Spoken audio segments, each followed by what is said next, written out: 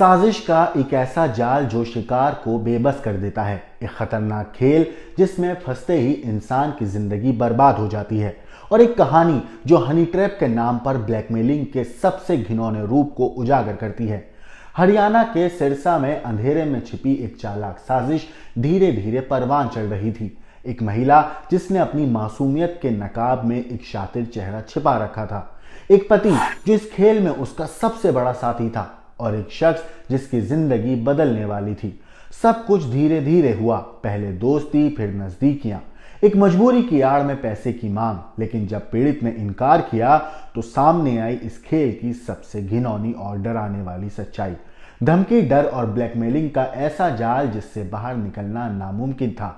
लेकिन फिर कहानी में आया एक मोड़ जिसने इस पूरे खेल को पलट कर रख दिया। पीड़ित की पत्नी ने अपने पति की बेबसी को देखा और उसने पुलिस की मदद लेने का फैसला किया।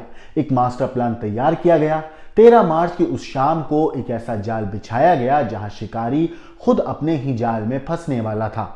ठीक तय समय पर सर्विस रोड बागूवाली मोड़ पर जब किरण और उसका पति मनोज 1 लाख रुपए लेने पहुंचे तो उन्हें अंदाजा भी नहीं था कि उनकी ये आखिरी चाल साबित होगी। मनोज ने नोट गिने, लेकिन जैसे ही उसने हाथ बढ़ाया पुलिस ने उसे रंगे हाथ पकड़ लिया।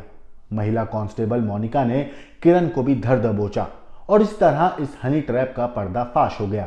क्या ये कहानी सिर्फ यहीं खत्म हो जाती है या ऐसे ही और भी शिकार हैं जो इस जाल में फंस चुके हैं? हनी ट्रैप ये खेल कितना बड़ा है और इस खेल के पीछे और कितने चेहरे छिपे हुए हैं?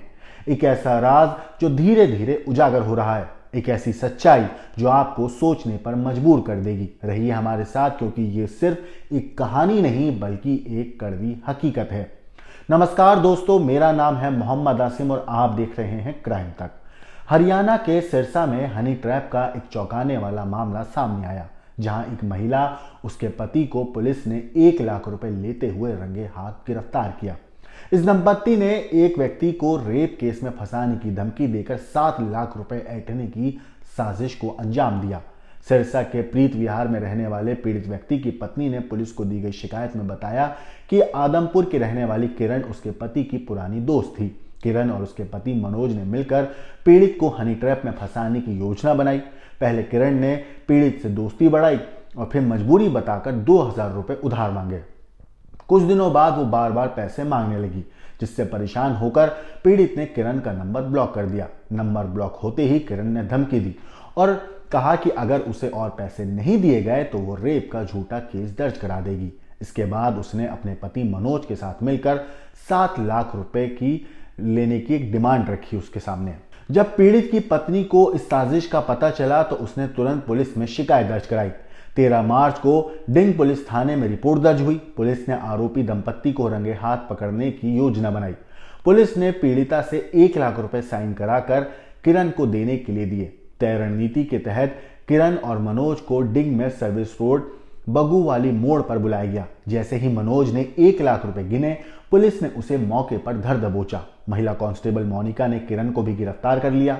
पुलिस ने मनोज के पास से 1 लाख रुपए बरामद किए और किरण और मनोज के खिलाफ धारा 308(2)(6) BNS के तहत केस दर्ज कर लिया।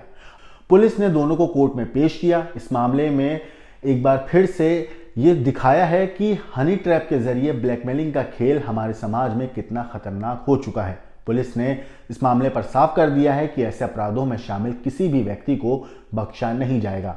इस पूरे हनी ट्रैप की कहानी के ऊपर, हनी ट्रैप के किस्से के ऊपर, जिस तरीके से किरण और मनोज मिलकर पीड़ित को फंसा रहे थे और ऐसे कई केसेस जो आते हैं हनी ट्रैप के, इन सब के ऊपर आपकी क्या कुछ राय है? आपको जो कुछ कहना है हमें कमेंट करके जरूर बताइएगा। बाकी देश और दुनिया की क्राइम की खबरों के लिए देखते रहिए क्राइम तक।